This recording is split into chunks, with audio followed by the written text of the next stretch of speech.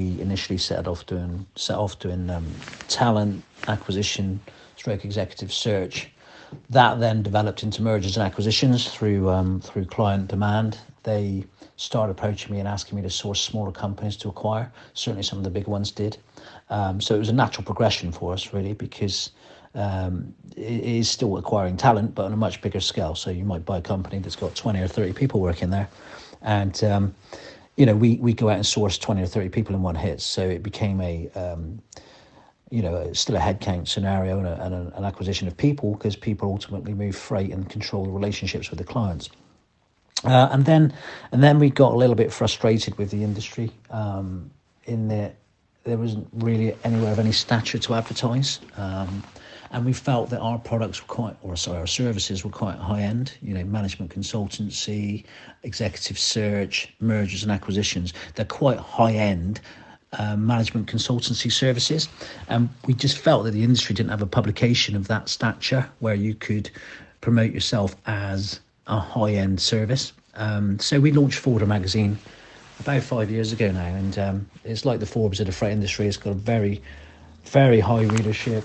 The quality of the print publication is second to none. It's actually modelled on Aston Martin's magazine, because that was what I originally went to do. I went to buy an Aston Martin.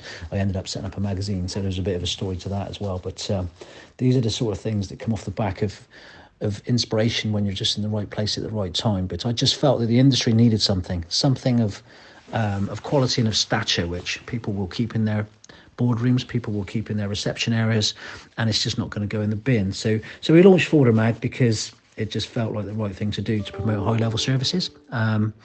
There's three ways you can grow a freight forwarding business, and there's three ways you can grow any business, really. It's the people you hire, the talent.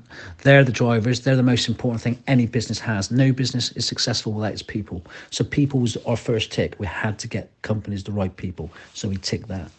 Then we looked at acquisitions and making sure we get the synergy right. So if somebody didn't have an office in a certain country, we could go out and acquire them a company which was already established. So that was the next tick. So someone might need an office in Manchester, they might need an office in Hong Kong. We could go out, source them a decent office with various synergies of the types of traffic, and bolt it straight onto that business. So that was number 2 tick. And then marketing, as I said, we launched Forwarder magazine, we launched Freighter-Base, we launched various digital products.